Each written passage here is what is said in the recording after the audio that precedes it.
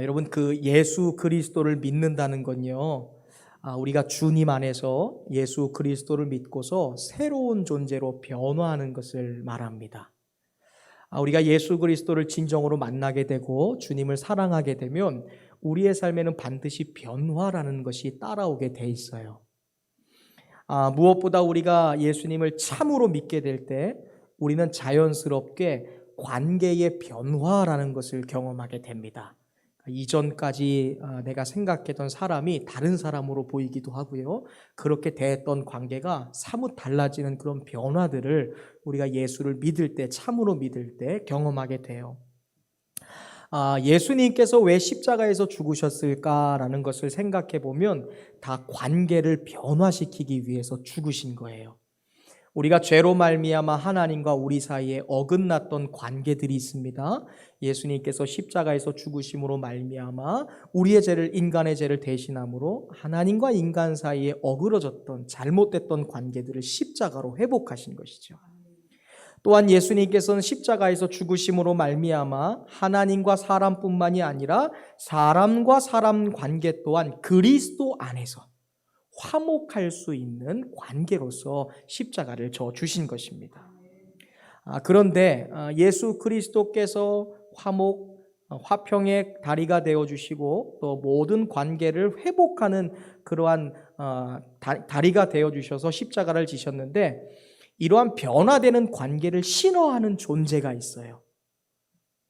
하나님과 사람 사이의 관계를 싫어하고 사람과 사람 사이에 예수 그리스도로 화목하게 가는 관계를 싫어하는 존재가 있습니다. 누굴까요? 마귀 사탄이라는 존재예요.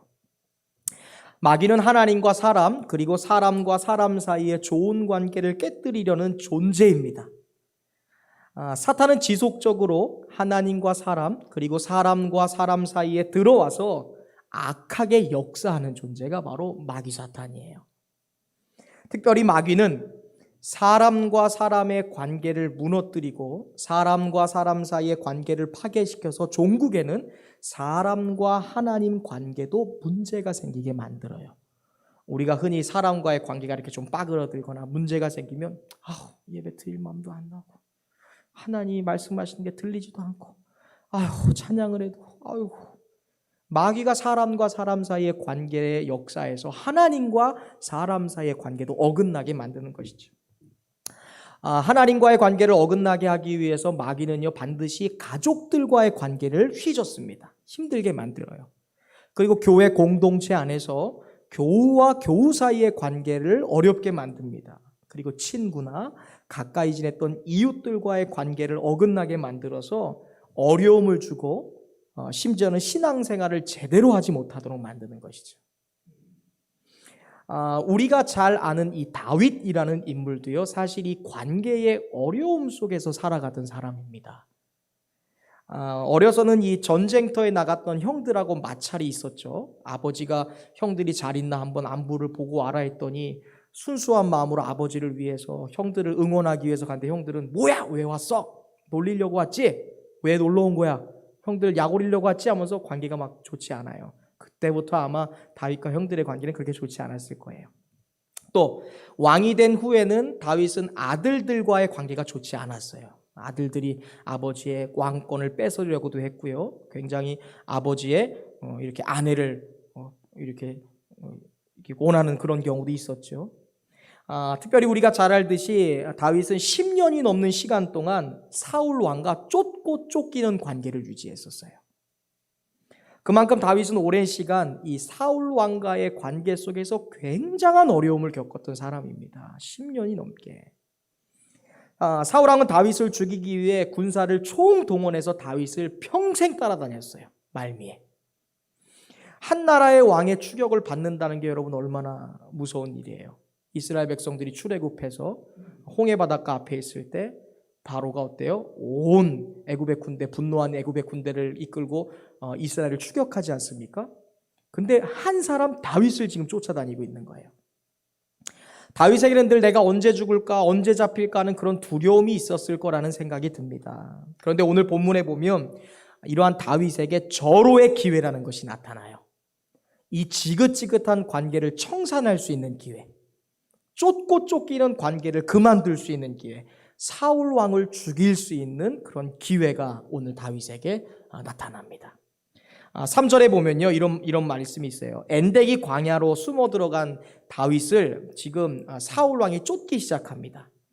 그리고 사울 왕이 엔게디 광야에 이르러서 한 굴에 여기 보면 뒤를 보러 들어갔다라는 말이 있어요.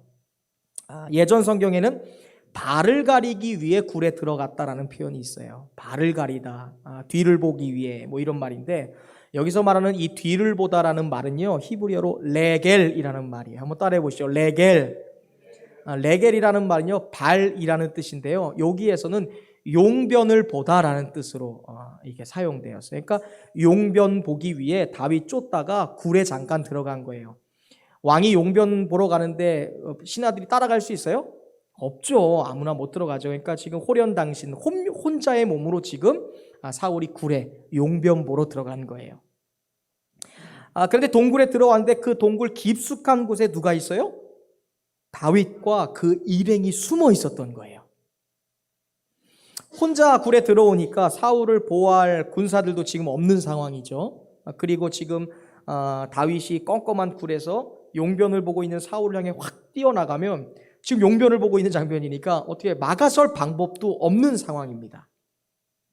아마 혼자 이 동굴에 용변을 보기 위해 들어오는 사울을 보면서 다윗과 그 다윗 일행들, 함께 있었던 사람들은 흥분했던 것 같아요. 특별히 다윗을 따라다니는 사람들, 추종자들이 엄청난 흥분을 합니다.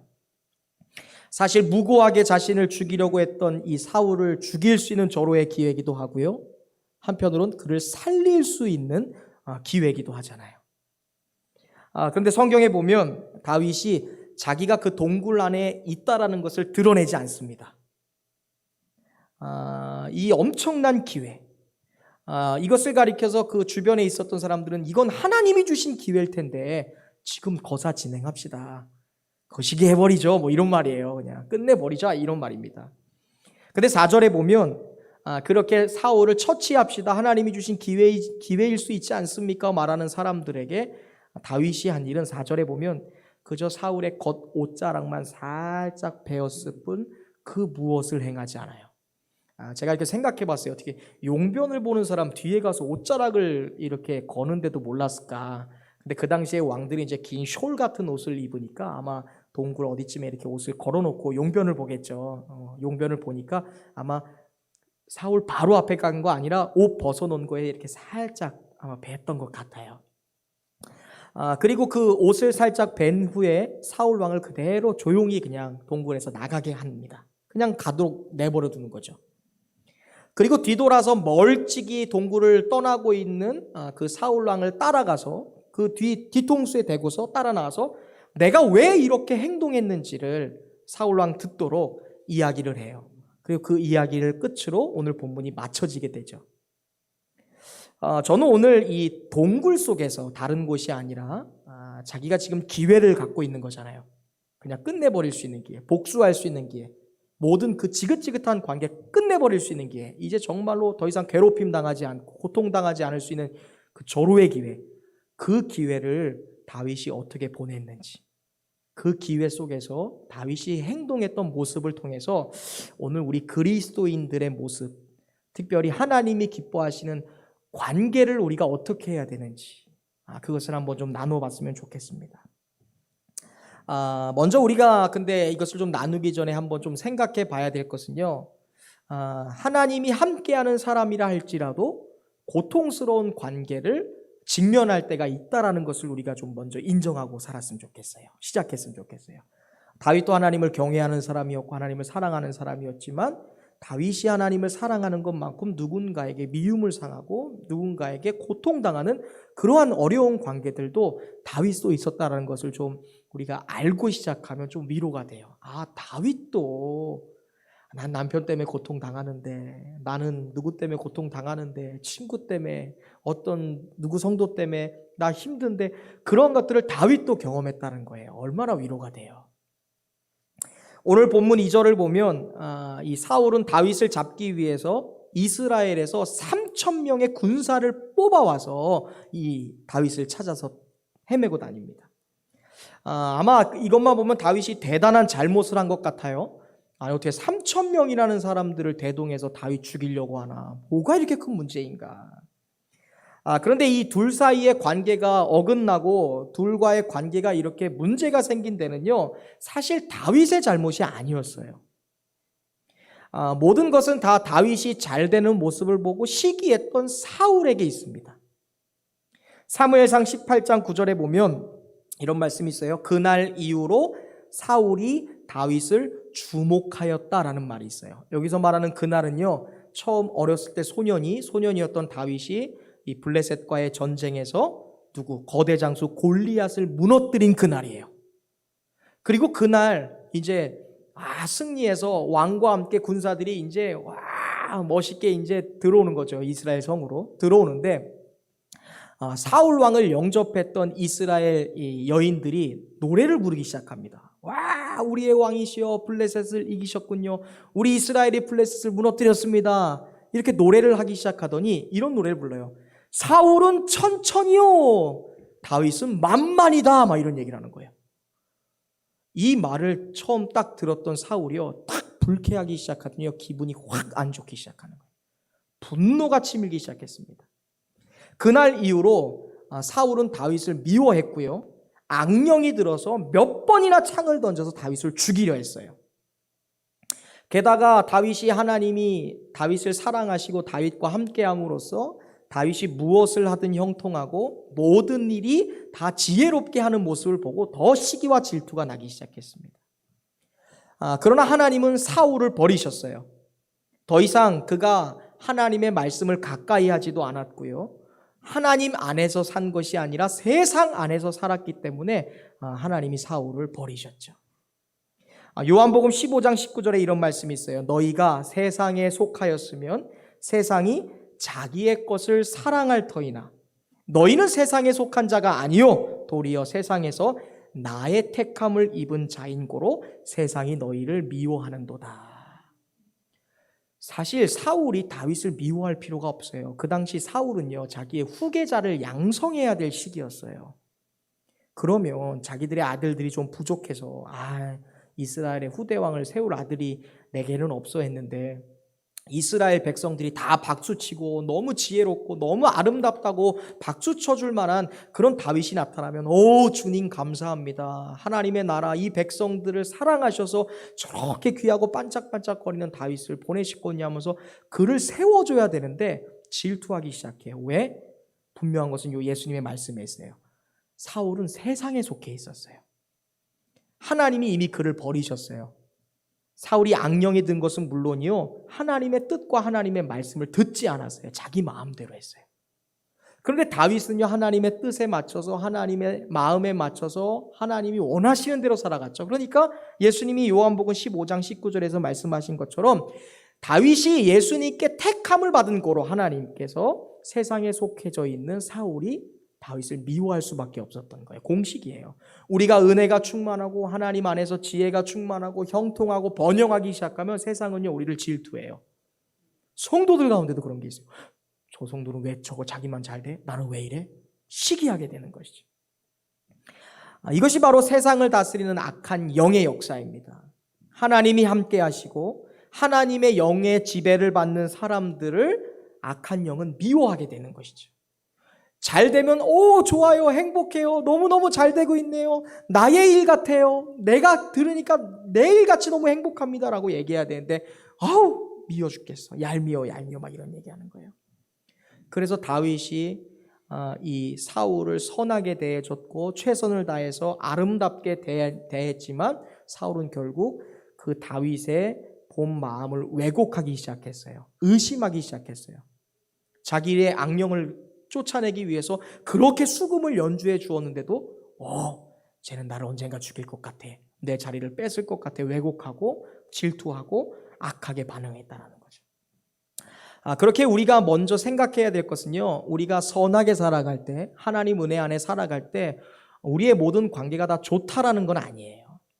우리의 모든 좋은 관계들, 하나님 안에서 우리가 겪는 그런 축복들과 은혜와 번영을 질투하는 사람들이 분명히 있다는 거예요. 그래서 우리가 그 관계 속에서 억울하거나 불편하거나 좀 이렇게 어긋난 왜곡된 그런 관계들을 갖게 된다는 것이죠. 마귀가 역사에서 미워하게 만들고 질투하게 만들어요. 그래서 믿음 안에서 화목하지 못하게 합니다. 하나님과의 관계가 좋은 사람들도 사람과의 관계가 좋지 않을 수도 있다는 것을 다윗을 통해 보는 거예요. 아, 사울이 시기하는구나, 왜곡하는구나, 질투하게 만들었구나, 악한 영이. 그렇게 우리 믿음의 사람들은요, 사람과의 관계가 어그러들고 잘못되고 고통스러울 때 어떻게 해야 되는지 오늘 다윗을 통해 좀 바라보겠습니다. 첫 번째로, 우리가 그리스도인으로서 하나님이 기뻐하시는 아름다운 관계를 유지하기 위해서는요, 저를 따라해 보시겠어요? 나의 생각대로 사람을 상대하지 않고 하나님의 뜻대로 사람을 대해야 한다. 시작. 뭐라고요? 나의 뜻대로 사람을 상대하지 않고 하나님의 뜻대로 사람을 대해야 된다. 아멘. 나의 뜻이 아니라 누구의 뜻대로 사람을 상대해요? 나의 뜻이 아니라 누구의 뜻대로, 누구의 마음대로 사람을 관계해요? 하나님. 다윗이 그랬다는 거예요. 자, 보시죠. 지금 사울이 다윗이 숨어있는 동굴 안에 들어왔어요. 그때 다윗과 다윗의 일행들이 사울을 어떻게 해야 할지 의논을 해요. 4절에 보면 이런 말씀이 있어요. 제가 읽어볼게요. 4절입니다. 다윗의 사람들이 이르되 보소서, 여호와께서 당신에게 이르시기를 내가 원수를 너의 손에 넘기리니 내 생각에 좋을 대로 그에게 행하라 하시더니, 뭐라고 말해요? 하나님이 주신 기회네요. 하나님이 지금 당신의 손에 저 원수 사울, 지긋지긋한 고통의 관계 끊을 수 있도록 당신에게 칼자루를 쥐어주셨습니다. 좋을 대로 하세요. 하나님의 뜻인 것 같아요. 마음껏 저주하고 마음껏 복수하고 마음껏 창피 주라 이거예요. 오늘이 그날이래요.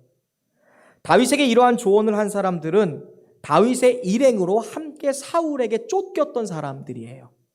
다윗을 따라다니면서 다윗을 우두머리로 삼고 다윗에게 감동해서 다윗을 따라다녔던 사람들입니다.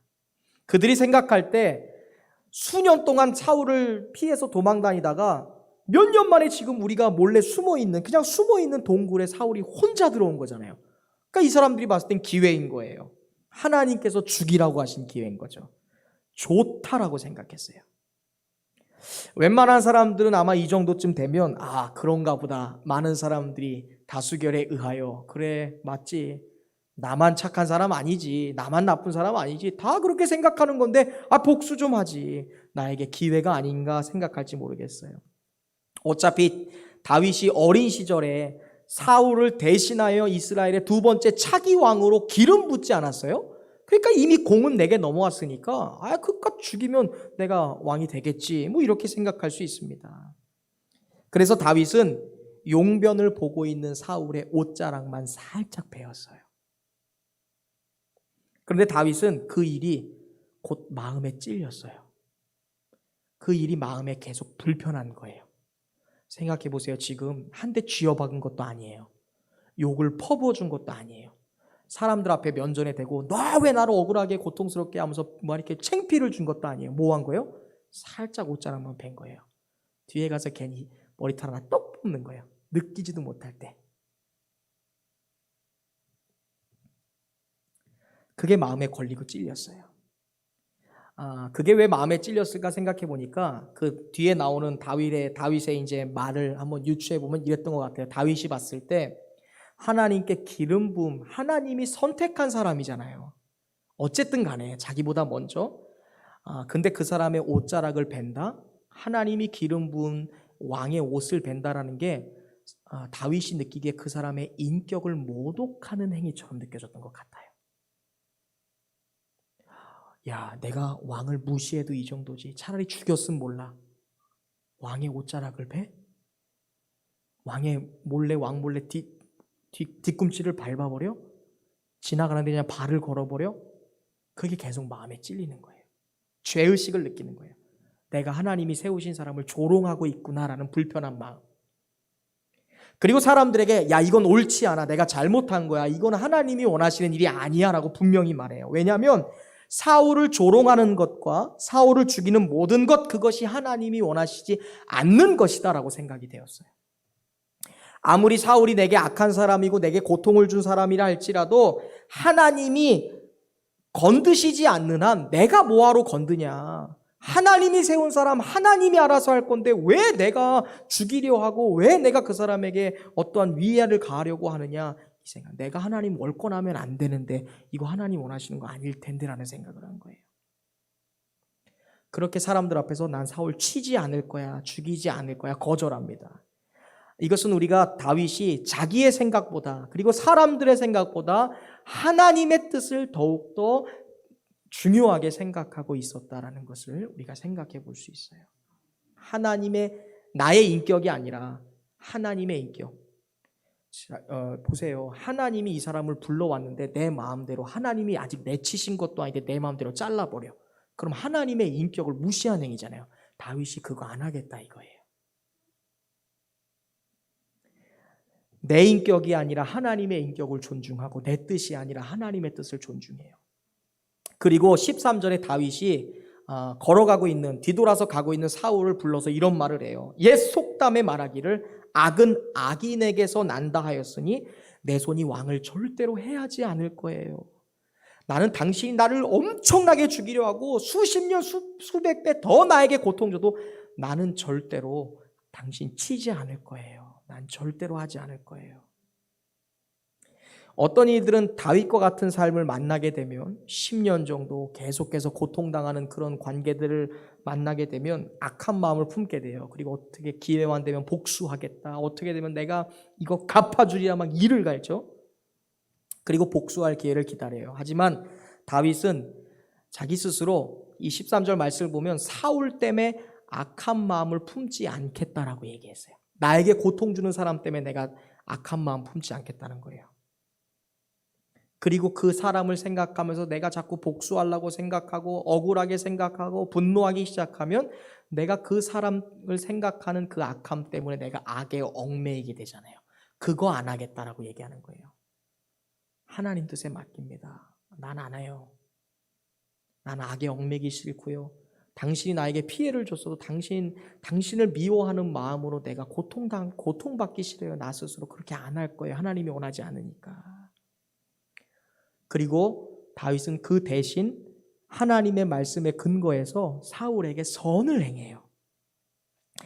저는 저와 여러분이 우리 그리스도인으로서 이러한 다윗의 모습을 본받아서 사람들과의 관계로 인해서 혹시 어려움이 생기고 고통 속에 있다 하더라도 여러분 분명한 것은요, 내 마음에 그것으로 인하여 악을 품지 않는 성도들 되시기를 주님의 이름으로 축원합니다. 내 마음에 악 품지 마세요. 하나님이 원하시는 게 아니에요. 관계 어렵다고, 관계에 고통이 있다고, 문제 있다고, 빠그러 들었다고 그것 때문에 악한 마음 품지 마세요. 하나님이 절대 원하지 않으시는 거죠. 로마서 12장 17절 이하에 이런 말씀이 있어요. 아무에게도 악을 악으로 갚지 말고 모든 사람 앞에서 선한 일을 도모하라. 이게 하나님의 뜻인 거예요. 악한 사람이라고 악하게 대하지만 왜 너의 마음을 악한 것으로 얽매이게 하고 고통받게 해? 오히려 그 사람들에게 선으로 해. 할 수 있거든 너희는 모든 사람과 더불어 평화로워라, 샬롬해라, 에이레네라 라고 말씀하시는 거예요. 하나님의 사랑이 뭐예요? 어떤 순간에도 선함을 유지하기 위해, 화평을 유지하기 위한 것이 하나님의 뜻이에요. 다윗은 그걸 얘기하는 거예요. 하나님의 뜻은 이것이 아닙니다. 사울 왕을 쳐서 내가 악한 것에 자꾸 얽매이고 악한 것 때문에 나를 파괴하는 것이 아니라 그 순간에도 나는 악 내려놓고 하나님의 뜻인 선한 일을 도모하겠습니다. 사랑해주고 이해해주고 용납해주고 배려해주는, 우리가 그렇게 하나님이 아름답게 보시는 아름다운 관계들, 내 뜻이 아니라 하나님의 뜻에 화목하고 화평하게 하는 선하게 역사라고 말씀하시는 그 하나님의 뜻을 우리가 다윗처럼 준행할 수 있기를 바랍니다. 두 번째로 우리가 그리스도인으로서 하나님이 기뻐하시는 바른 관계를 유지하기 위해서는요, 따라해 보겠습니다. 나 자신을 철저히 내려놓는 겸손한 자세가 필요합니다. 우리 옆 사람과 인사하겠습니다. 당신은 죽었습니다. 그 사람에게 얘기하세요. 너나 죽으세요. 네, 우리 철저하게 죽어야 돼요. 내려놓음, 비워냄. 나 죽는 거예요, 죽는 거. 왜? 내가 죽어야 누가 사시니까. 예수가 사시니까요. 내 안에 계신 예수가 사시려면 내가 죽어야죠. 우리가 그리스도인으로서 아름다운 관계를 잘 유지하려면 내가 죽어야 돼요. 우리가 이 어긋났던 관계들, 그리고 우리가 이 고통 속에 있는 관계들을 버리기 위해서는요, 내가 죽으면 돼요. 내가 내려놓으면 돼요. 나 죽었습니다. 나 죽었습니다. 14절에서 다윗이 이런 말을 해요. 굉장히 이건 자기 비하예요. 이게 사실 자존감이 낮은 사람에겐 엄청난 자기 비하이겠지만 이 다윗은 자존감이 엄청 높은 사람이거든요. 그러니까 자존감이 높은 사람이 이렇게 얘기하는 건 더 어려워요. 14절 한번 읽어보겠습니다. 다윗이 스스로를 얼마나 낮추고 겸손하게 행동하는지 한번 14절 읽어볼게요. 시작.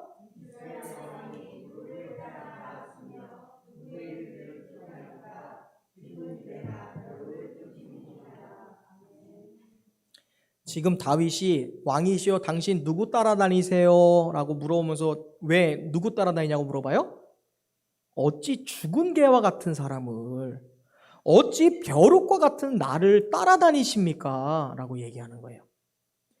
왕이시여 지금 뭐 하세요? 저 좀 보세요. 제가 누구로 보이세요? 저는 당신 앞에서 죽은 개예요.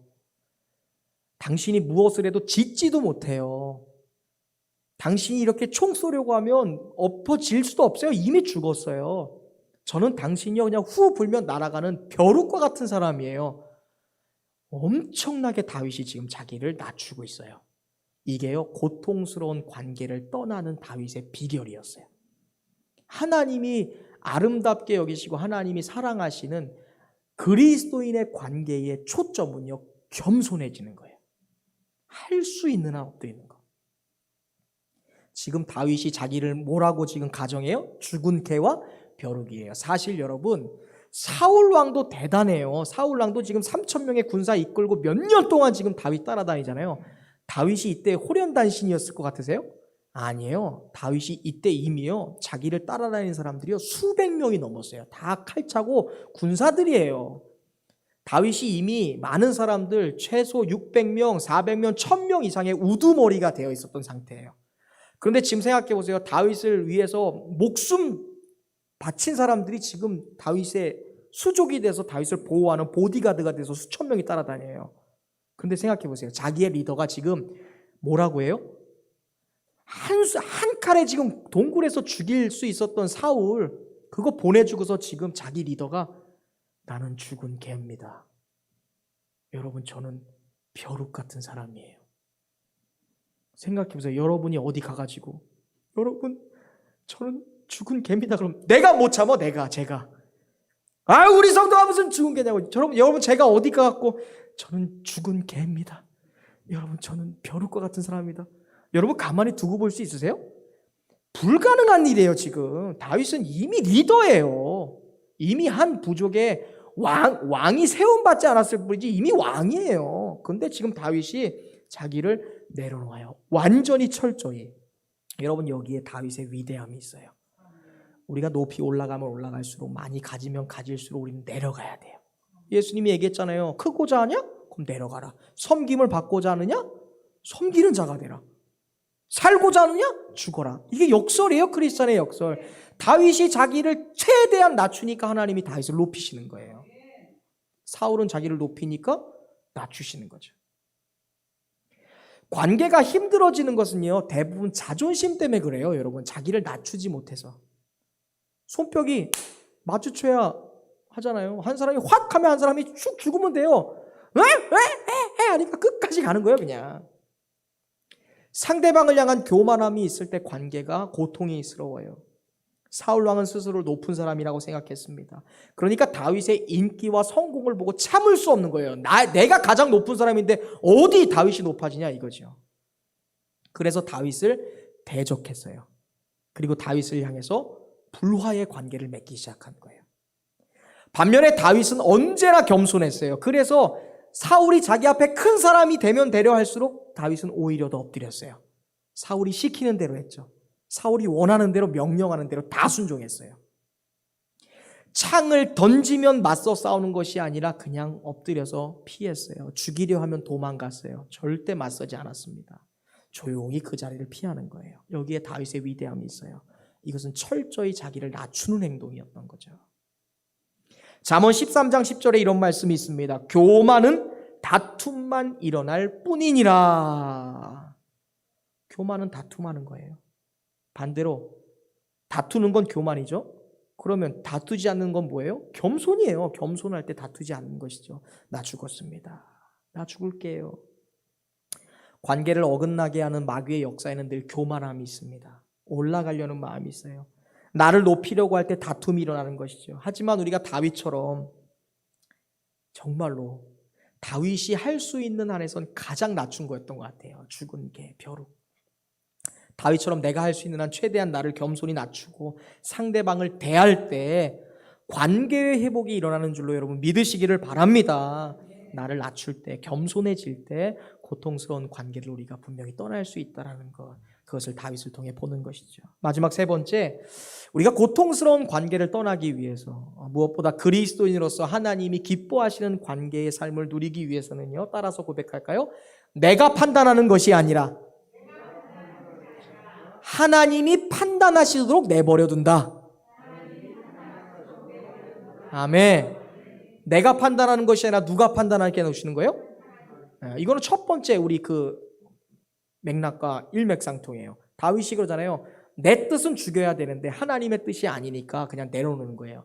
그게 어디서 가능했냐면 내가 판단하지 않고 내가 정죄하지 않아도 하나님이 이 자리에 함께하고 계시고 이것을 보고 계시니까 하나님이 판단하시고 정리하시고 게임 그냥 끝내실 거다라는 믿음이 있었어요. 15절 말씀 한번 같이 읽어보겠습니다. 15절입니다. 읽을게요. 시작. 그런즉 여호와께서 재판장이 되어 나와 왕 사이에 심판하사 나의 사정을 살펴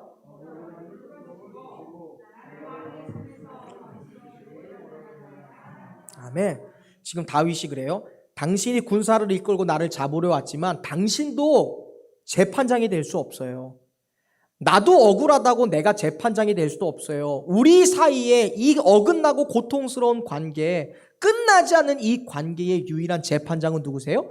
하나님이세요. 난 그분을 바라보고 있어요. 그러니까 내 뜻 구하지 않을 거고요. 그러니까 내가 교만하지도 않을 거고요. 칼을 들어서 당신을 죽이지도 않은 거예요. 왜? 하나님이 이 순간에 함께 하시는 걸 알거든요. 내가 억울한데도 당신한테 도망치고 있잖아요. 당신이 지금 무오한 나를 잡으려고 10년 넘게 나를 고통스럽게 하잖아요. 그런데 이거 내가 판단 안 해요. 왜? 하나님이 지금 다 보고 계시거든요. 내가 악하게 행동하지 않은 거, 내가 당신을 선하게 대하려고 했고 당신을 존경하려고 했고 당신 앞에 겸손하려고 했고 내 뜻이 아니라 하나님의 뜻을 구하려고 했던 이 장면 하나님이 다 보고 계시거든요. 하나님만이 나의 심판주가 된다 이거예요.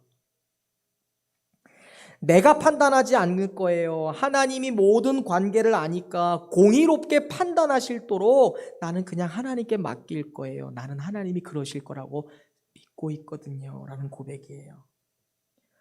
다윗은 이 고통스러운 관계를 자기의 힘과 판단과 자기의 뜻으로 끝내려고 하지 않고 있어요. 의로우신 하나님을 그냥 바라볼 뿐이에요.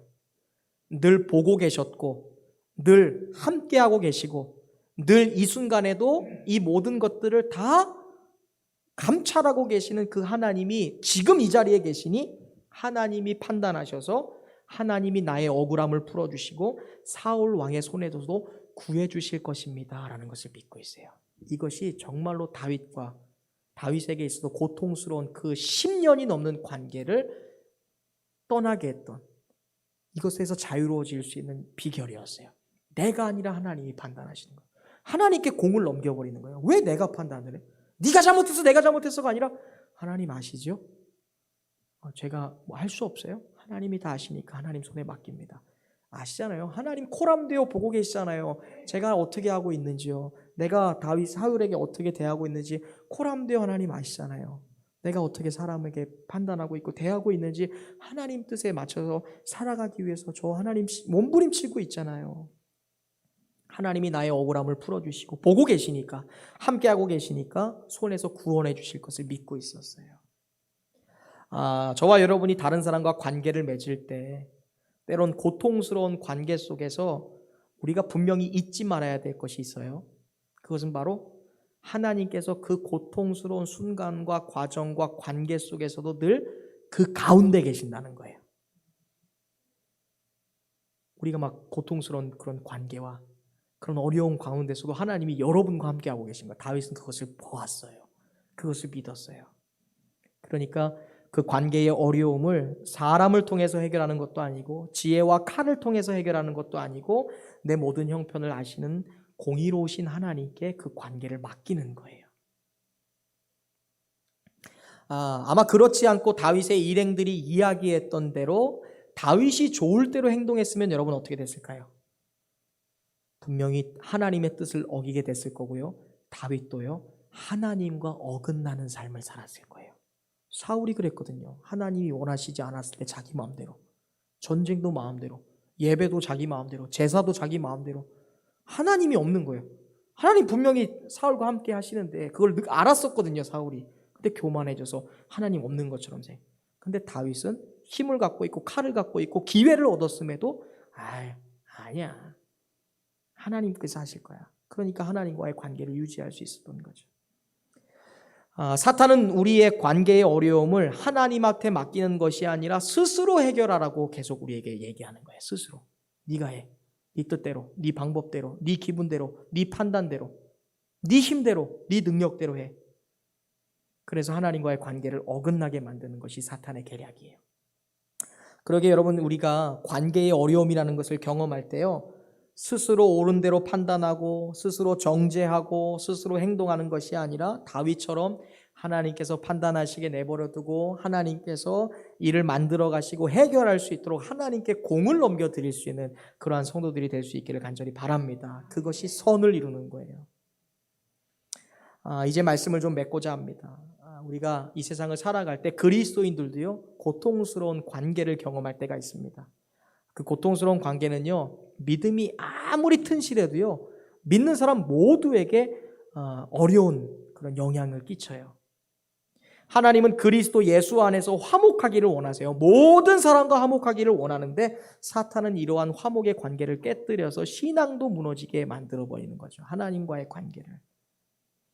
우리가 누구든지 관계의 어려움을 겪을 수 있다는 것을 늘 기억하면서 다윗처럼 하나님과 함께 하시기 때문에 세상으로부터 시기를 받고 질투를 받아서 고통 속에 억울한 누명과 억울한 그런 관계를 경험할 수도 있다는 것을 좀 인정하고 그것을 좀 알고 시작하면서 그럴 때에 나의 생각과 나의 뜻대로 좋은 대로 판단하는 것이 아니라 하나님의 뜻은 어디에 있는지, 그럼에도 불구하고 악을 악으로 갚는 것이 아니라 선으로 갚으려고 하고 아름다운 관계를 유지하려고 하는, 악인에게 악을 행하는 것이 아니라 도리어 선으로 모든 사람과 화목하라 말씀하신 그 하나님의 뜻을 이루기 위해, 왜냐하면 예수 그리스도의 십자가는 선한 사람들을 위해서만 된 것이 아니라 아직은 악인이지만 선해져야 될 사람들을 위해서도 예수님의 십자가 졌잖아요. 우리도 과거에는 죄인 아니었습니까? 우리가 하나님 앞에서 예수님 믿고 구원받을 거라는 건 나 자신도 몰랐잖아요. 근데 하나님께서 모든 사람들을 위해서 화목의 제물이 된 것처럼 오늘 우리도 그 예수님 안에서 모든 사람과 화목해야 된다. 내 뜻이 아니라. 또한 다윗처럼 우리가 겸손하게 우리를 낮추어야 됩니다. 사울을 공격할 기회를 얻었지만, 사울을 죽여서 원수를 갚을 기회가 있었지만 다윗은 사울을 살려주었고 하나님의 선하신 뜻을 이뤘다는 거예요. 나를 낮추면서까지도. 로마서 12장 21절, 악에게 지지 말고 선으로 악을 이기라 말씀하셨어요. 악을 이기는 방법, 그것은 똑같이 악을 쓰는 게 아니라 선을 행할 때 악은 물러가게 돼 있는 것이죠. 혹시 우리가 그동안 나를 굉장히 힘들게 하는 그 사람들이 지금 이렇게 날씨가 딱 이게 좋아지고 생각할 거 많아지면 그런 사람들이 막 떠오르게 될 수도 있어요. 고통을 줬던 사람들, 괜히 생각할 기회가 많아지잖아요. 혹시나 진짜로 그 사람에게 복수할 수 있는 그 동굴이 지금 내 앞에 있을 수도 있어요. 야, 이거 그냥 푹 찔러 말어. 옷만 벨지 아니면 진짜 처단할지. 이거 그냥 한번 그냥 내가 칼 한번 휘두르면 근데 그 순간에 다윗이 어떻게 행동했는지를 우리가 좀 기억했으면 좋겠습니다. 악은 악으로 갚으라고 주신 것이 아니라 그 악을 선으로 바꾸기 위해서 하나님께서 그 동굴과 같은 삶을 허락하신 거예요. 하나님이 다윗을 시험하신 거야. 너 악을 악으로 갚을래? 아니면 한번 선으로 갚아볼래? 다윗이 악을 악으로 갚았어요? 아니요, 선으로 갚았잖아요. 그 동굴 안에서 다윗은 성장한 거예요. 변화한 거예요. 다윗처럼 나의 생각이 아니라 하나님의 생각, 나의 방법이 아니라 하나님의 방법, 나를 낮추는 겸손의 자세로 어떤 순간에도 함께 하시는 하나님의 판단과 공의로우심을 바라봄으로써 하나님의 선한 믿음, 화목의 은혜를 우리가 이 세상 가운데 드러낼 수 있는 성도들 될 수 있기를 축원합니다. 예수님께서 모든 사람들과 화목하기 위해서 십자가 지셨듯이 이제 우리가 다윗처럼 철저하게 더욱 힘써서 화목의 관계들을 지키며 하나 되게 하신 그 주님의 선하신 계획들을 우리가 우리의 삶 가운데 잘 행할 수 있는, 그래야 고통스러운 관계들을 우리가 이제 우리의 삶에서 떠나보낼 수 있는 그런 성실하고 현숙하고 그렇게 성장하는 변화되는 우리 신실한 성도들 되시기를 주님의 이름으로 축원드립니다. 기도하겠습니다.